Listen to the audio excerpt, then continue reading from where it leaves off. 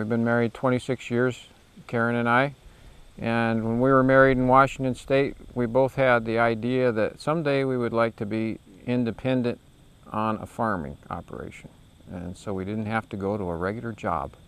We really didn't intend to be farmers, but I knew about my partner's dream, so when I saw an ad for a class at the Cooperative Extension on starting your small farm dream, I suggested we take it, and we did. And that was really the impetus for planning this startup. Well, when we first began, the intention was to have a large garden for the family and the orchard, because I grew up, where I grew up in West Michigan was primarily orchards, and that was a big interest. I wanted to have an orchard to sell some fruit locally. The initial goals we had were, we started very basic. We wanted to be out in the country and own some land, and then eventually start sustaining ourselves and feeding ourselves. And that started with annual crops and vegetable production, and then we moved that right into meat production and eggs and swine and beef. I didn't go into this with a lot of goals. My whole goal in life is to have an arboretum of my own park. This is just basically funding that dream.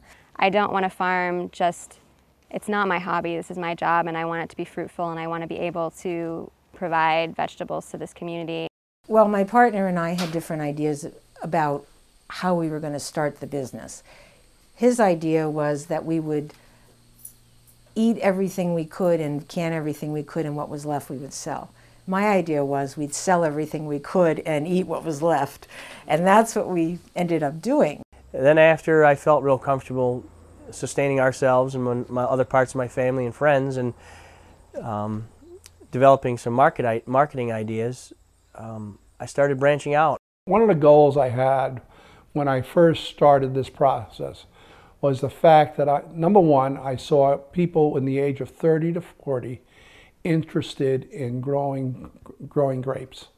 So my goal was, if the winery helped promote this whole viniculture industry up here, that would make me very happy.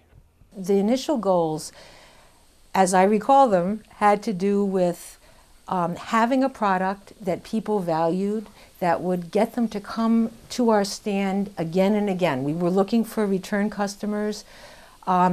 Financially, we wanted to finance the operation without getting into debt. Ideally, my goal is to probably in another 5 years get out of medicine completely, retire from that fully, and then spend more time on the farm. I think we did have a goal of wanting to ensure that the produce we grew was of the best quality that we could. We grow our cold hardy varieties, make excellent wine, and when people come here and they taste our wine, they want more of it.